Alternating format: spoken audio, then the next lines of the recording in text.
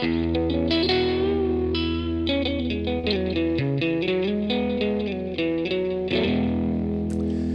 and welcome to Fender Play Live. I'm Eugene Edwards, and today we're talking all about the E major pentatonic scale. Let's just go straight to it, huh? Helping us out with today's topic are great friends of the show, Dylan Caliguiri and Jon MacLennan. Hi, guys. Hey Everybody there. say hello. Hey, what's up? Welcome yourselves. Welcome. Let's see. Let's get to the gear here. John, what are you playing? Because I misidentified that earlier in the Zoom call. Yeah, so this is a Fender Telecaster. It's a thin line, so it has this F-hole and a slightly different pickup, or pickguard rather.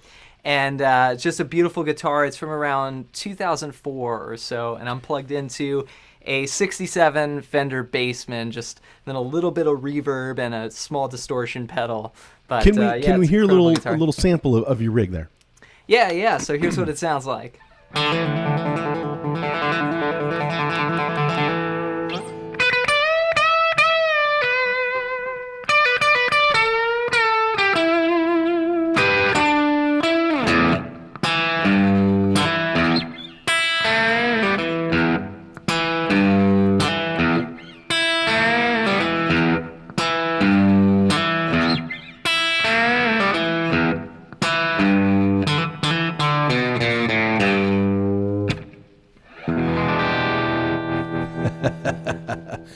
Yes. Very, very, and really showing off why that era of that amp was really, really popular in the Chicago blues clubs at that time. It was the perfect club amp for that stuff.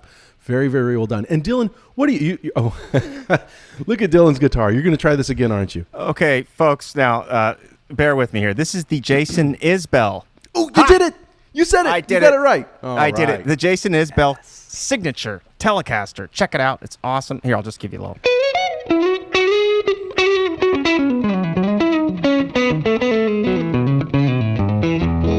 There it is. You were in the front pickup for that? I was in the front. I was in this. Yeah. So that's, right to here. me, that's what's special about the guitar. It's got that kind of twisted telly. It's a riff off the twisted telly thing, so almost like having a Strat pickup in there. And then, of course, I've got this mongrel Strat from about 20 years ago. The neck was it's supposed to be for a Fat Cat, which I don't even know if Fender makes anymore. And then the body's a two-piece alder body that was supposed to be a relic guitar, but I ended up beating it up myself. So there you go. And you already heard at the top. So if you have any questions about tonight's episode, drop them in the comments and we'll get to them. And if you want more E major pentatonic lessons and to learn some songs that use it, be sure to check out Fender Play after the episode. But for right now, let's hear the scale. Let's start with hearing it in action. John, can you show off a bit in E major pentatonic so we get an idea of what we're talking about? Sure, yeah, so this is sort of the sound of the scale here, and you may recognize this. Again, you can hear a lot of this on Fender Play. Here we go.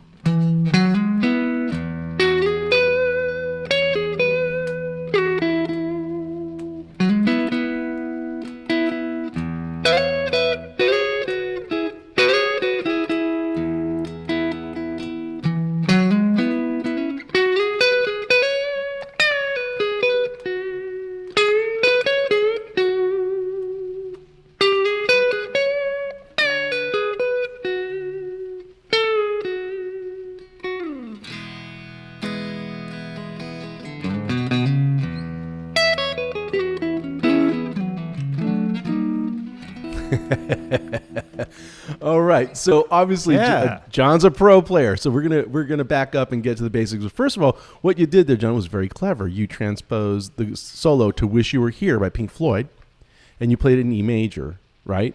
Sure, yeah, it's just a great example of that sound, the major pentatonic, in context. Yeah, and then you tied it up with the Wind Cries Mary lick. Very, very nice. Very, very nice. Which also, and the way Jimmy plays all those rhythm licks over those major chords in Wind Cries Mary, we'll kind of talk a little bit about that style as well. But let's start with the question of what? What is the E major pentatonic scale? Yeah, so penta, means 5, so you've got 5 notes in this scale.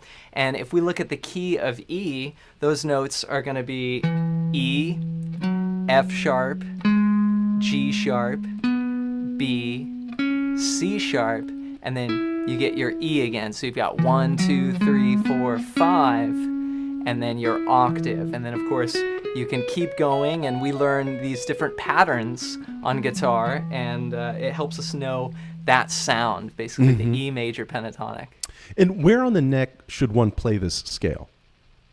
Yeah, that's a great question. So long term, you want to be able to learn it all over the entire neck, but when we start, you should start with just one pattern and just work on that. So if you started here at the 12th fret, you know, you might play something like, you know, and then eventually you can learn to take it, you know,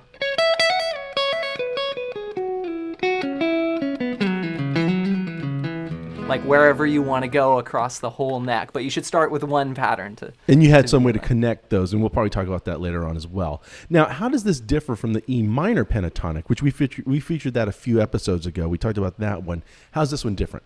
Yeah, so right away with the minor pentatonic, you've got the notes, you go E, and then you've got a G as your second note. So that's what we call a minor third, which basically creates a minor sound, you know. So those notes are going to be in the E minor pentatonic, and then the major. So it's a happier sounding scale because of that one note difference, yeah? Exactly. Well, yeah, the flat third, and then there's a few other notes that are different. I guess the but, six, yeah. Yeah, but that's it. That's it. Dylan, how does this differ from a basic E major scale? Yeah, so basically we're leaving at least two notes out, right? So if I'm in the key of E, major scale, I've got E, F sharp, G sharp, A, B, C sharp, D sharp, and E. All right, so we're going to leave out a couple of those tones. So we've got E, F sharp, G sharp, and then we went straight to the B, right? So we skipped over this A sharp. And so the next tone that we're going to leave out actually is the D sharp as well. So what you end up with is a slightly slightly reduced scale.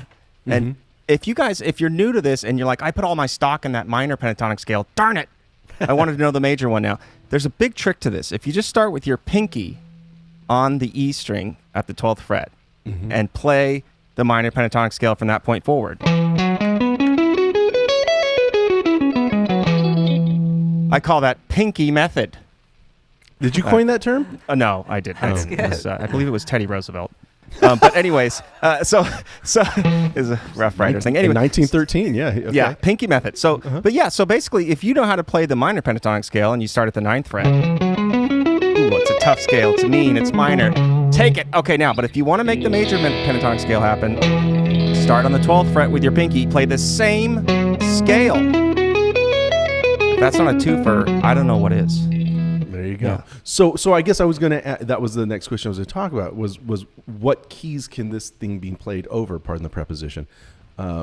So I guess we can obviously, right, John? I mean, we can play this over an E major chord, I assume. Yeah, you could play it over an E major, and to add on to what Dylan is saying, you know, a lot of times when we start with a pentatonic scale, like most people's first pentatonic, I think a lot of the times is the minor pentatonic. So they learn that shape, and then maybe you learn like a lick in that scale, you know. So it could be something very simple like,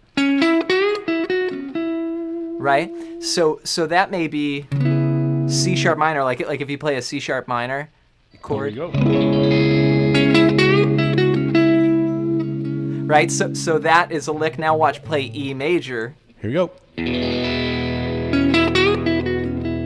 Which is the relative major. So every major key has a relative minor, and every minor has a relative major. So where you can go with this later is any lick that you learn, you can 2x. So meaning you could apply it over a major chord or a minor chord depending upon where you're positioned on the neck. So Gotcha. I was here on the E major, and then Dylan was talking about this pinky method that shows the relative minor. So they're just right there. Like here's your minor, here's your major, and then you could reverse the direction as well, major to minor. Now, is this why this obviously this scale is really popular with guitarists? Is this why, or is this one of the many reasons? Yeah, I mean, the pentatonic is just so much of the music that we hear, and I think it's particularly important for guitar players because we can take advantage of, say, the lowest, I mean, E is the lowest note we have, you know, so you can get that bass note ringing out. And then if you want to practice improvising, you know,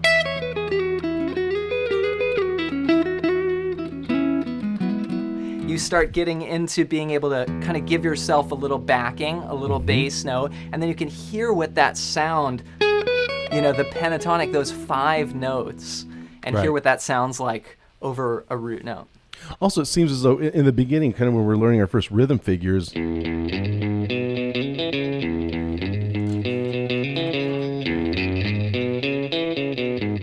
mean, it's that scale, so we can play a lot of basic rhythms,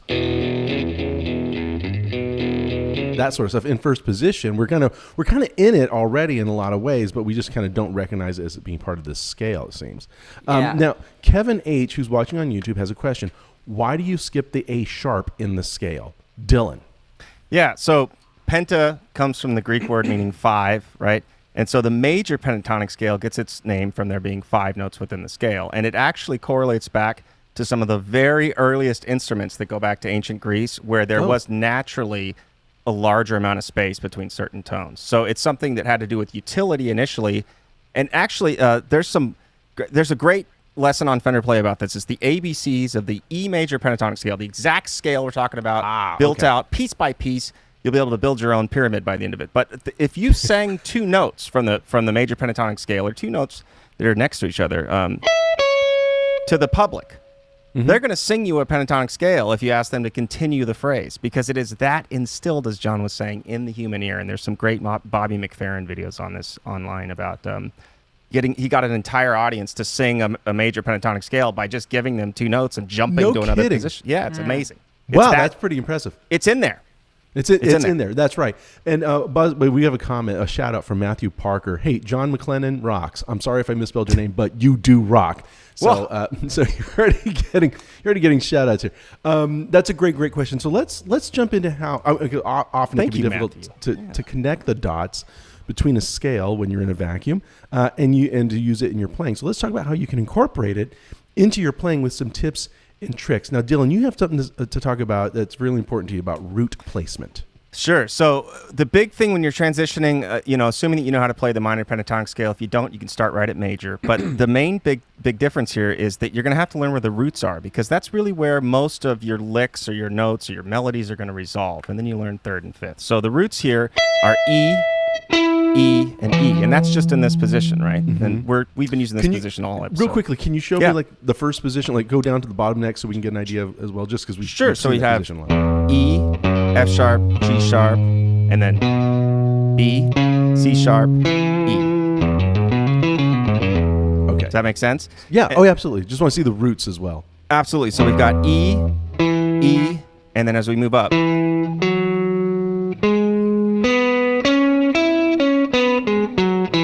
So we've got these 3 E's here. So the main thing is to learn where the roots are, because you're going to have to practice ending your phrases.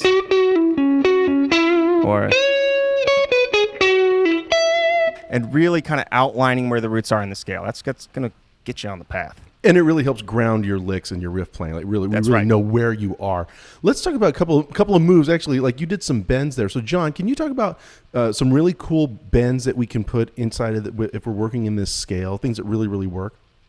Yeah, totally. So if you're in the key of E, and you take that pattern that Dylan was playing there, you can take any one of these notes. So when you learn these patterns, a lot of times there are 2 notes per string. So like 1, 2, 1, 2, 1, 2, 1, 2. So like in that pattern there, any of the second notes sound really great. Like, and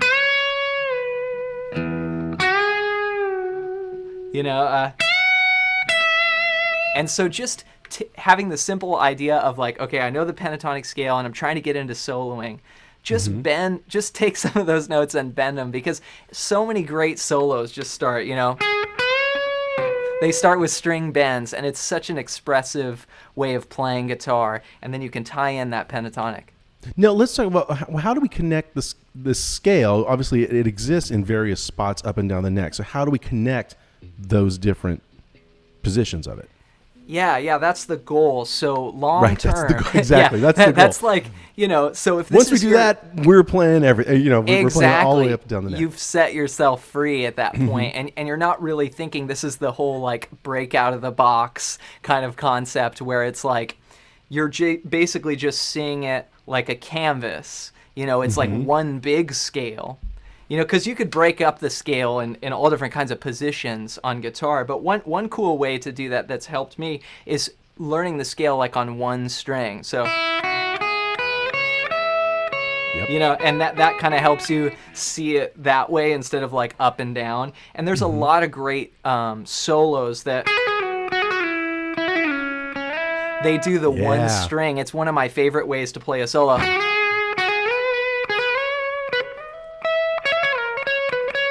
Or just going down. And it sounds very vocal. It sounds kind of like a singer to me than a guitar player. Yeah, no, that's very, very hip. So, are there like little spots where we can connect them, like little slides or something? Like, can you have any suggestions on how to do that? Yeah, so all of those are, a lot of the times I'm using a slide. So the slide is like the technique that can get you from one when you learn like phrases like. So what did you slide? So there, I'm going from this first position here. I'm doing a hammer on, then the next string down, and then I slide into the G sharp, into the major third. And you can also think about these chord shapes, which is great. One of the things you talk about on Play is the cage chord system. Right. Yeah, exactly. I think at the top when I was playing, I kind of envisioned this E chord, then the C shape, then the A shape, and then the G shape, which is essentially what we've been playing most of this episode. And when you did that slide, that reminded me of the intro to Octopus's Garden, right? But that he's really connecting the G shape, E, and when he slides from 11th fret to 13th fret on the G and plays there, he's pretty much worked himself into the E shape at the 12th fret. So that's kind of a way we get them all happening. We have some questions. Let's knock out some questions, you guys. From Sean Brisbane, a question: does the major pentatonic have a blues or passing note like what's used in the minor pentatonic? Sean. Yeah. What do you think, Dylan? Go ahead. Oh, okay. Hey, Sean. Hey, Sean. Nice Sean. to see you there. Sean's a big time buddy. So yes, it does. It does have a very constant one. So it's that guy right there.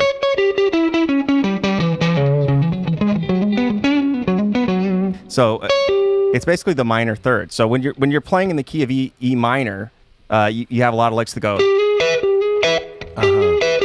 So this is it's going from the minor third to the major third. Now, when you're playing in E major, oftentimes you'll move from the second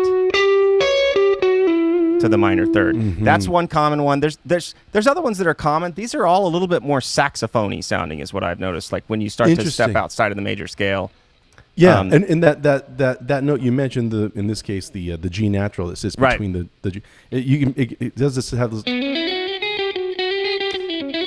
little banjo-ish thing. I know I use it a lot in tone country type stuff. of thing. Yeah, absolutely. So good question, Sean. That one added to the mix there. Also, this is from Michael Wider, who's watching on YouTube. What level should we be learning pentatonic scales? John, you're an instructor. Give us help Michael out with that. Yeah, well, you want to think about this as sort of blending into your total guitar playing. So I think you can learn this at any level. And what we're doing is we're tying in like those chord shapes with what we know. So there's this cool thing with guitar where when you learn these concepts we're talking about, everything builds. So, Eugene was talking about this E shape and this G shape up here. And when we first start playing guitar, we may learn chords like D and C and A, and then you could be playing guitar years and years later working on some crazy advanced solo thing, and you're still thinking about the A chord like your very first lesson back. So I would say jump into it and then try and see how everything connects, and think about not necessarily separating them, but how can you make them together? Like this E or this A shape here is within your pattern. So to me, they're actually the same. Like the chords and the leads are the same. And as you know, like that aha moment when it all starts to connect. There's nothing like seeing it happen for your student or when it happens to yourself. So Michael, looking forward to that for you. From Prentice Pearson, and actually it's funny that you played "Wish You Were Here," John, because I think that song is a good example of an answer, or it's a good answer to this question. Is it just as important to learn the scales if you're only wanting to play acoustic guitar? Well, I think the answer is conclusively yes, because let's say you're playing the intro to "Wish You Were Here," you're essentially working in this case, a major pentatonic scale anyway, right? Yep. Yeah. Yeah, and you can bend strings. I mean, even in that solo.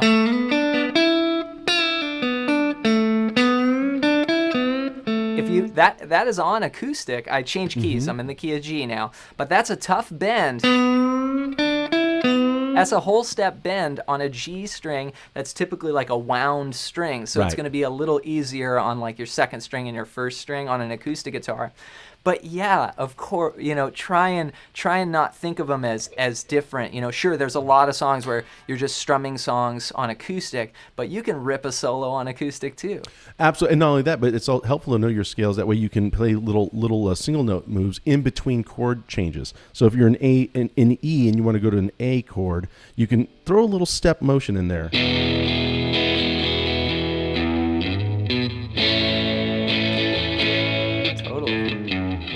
Those little things, and so scale knowledge really helps out with that sort of stuff. Prentice, just really quick. Go ahead, Eugene, go ahead. Sorry, that lesson right there for those is walk up, walk down on Fender Play, and I think John probably taught one of those, by the way.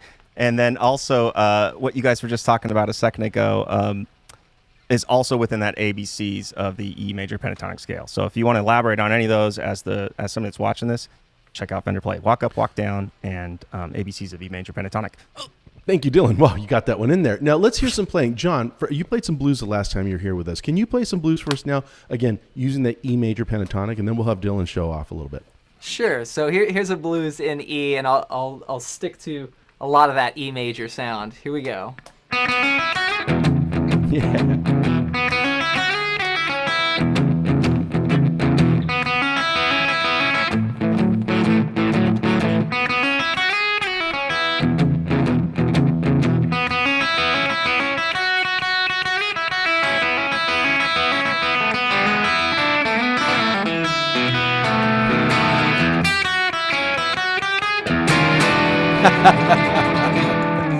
Well, I said That was great. I mentioned Chicago blues. That's Texas blues. That's Freddie King's Hideaway, and that's beautifully. What a great example of the very first chorus of Hideaway by Freddie King, probably made even more famous by Clapton's version.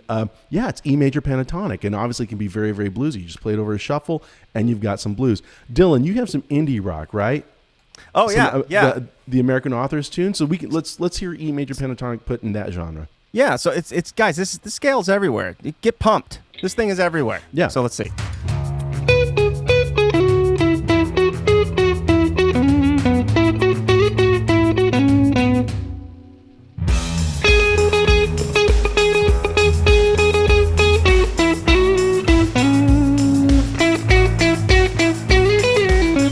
you can kind of get a country sound of this.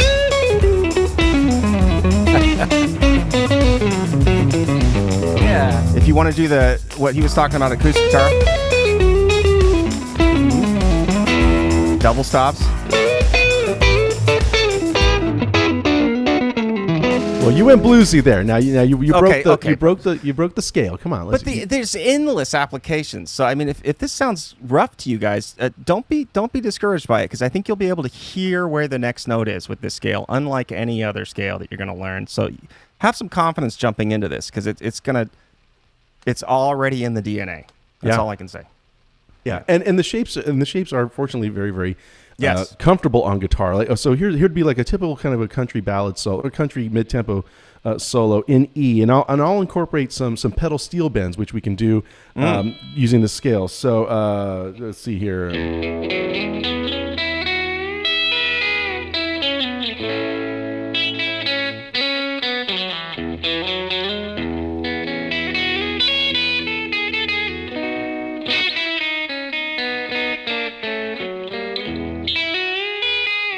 It's all that scale. Yeah.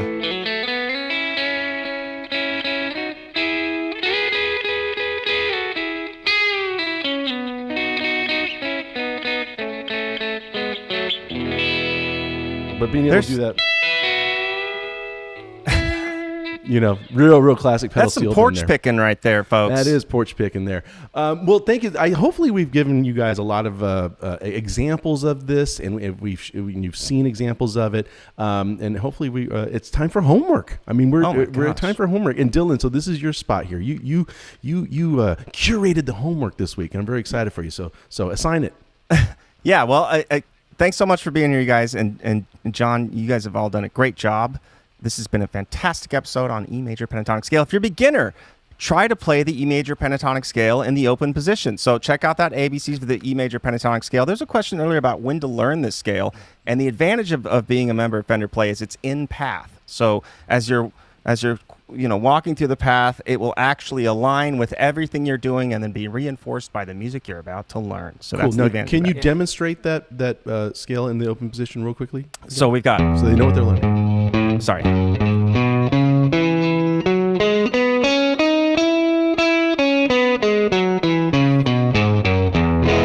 might have been one extra note. Hard not to put the major seventh in there, isn't it?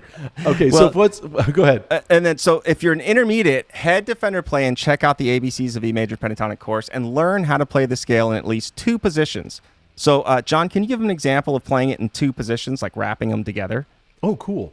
Sure, yeah. So you could, here's a tip for that. So you learn one position, then learn your second position, and then you could put them together. Like you're playing going up this position, and then instead of coming back down the same notes, you go up, then you shift up to the next position, and then come down that one. So that's just a simple way to get started with that. The old 1-2, the old shifteroo, shifty scales. Hip. Okay, and what's for the advanced? Advanced. Transpose minor pentatonic licks into major. So you wanted it, here it is, right? So if you got a minor pentatonic lick, right, that was landing on, well, let's see if you get. Okay, so that's for C sharp minor, but now if we're in the relative majors we were talking about earlier, I've got to learn how to resolve these licks into the major scale or into the E major pentatonic scale using roots initially. So that's going to be a tricky guy in the beginning. That's why you're advanced. That's why you're advanced. Right. Earn that advanced moniker. And what else? And now it's time for the Fender Play segment. Dylan, you're going to start giving stuff away. What have you got for us today, buddy? Okay, so we've talked about it a million times, but every week we give something away, and I'm not kidding. We've given away dozens, if not hundreds, of Strats, Tellies, amps, just all kinds of stuff, right? So all you've got to do to be automatically entered to win this and fantastic Fender Play giveaway is be a member of Fender Play, and it's actually I believe it's free for the first week right now. So there is a 0 risk policy there. Nice. So you join, you spend at least 21 minutes practicing or 3 7-minute sessions, and you're automatically entered to win. You have to do nothing. You are automatically entered to win. All right. So do you guys want to know who won this week? Yes, we do. We want a drum roll over an E major pentatonic. Give me some double stops in E major pentatonic, please. Let's go. Go ahead, John. World's most popular scale.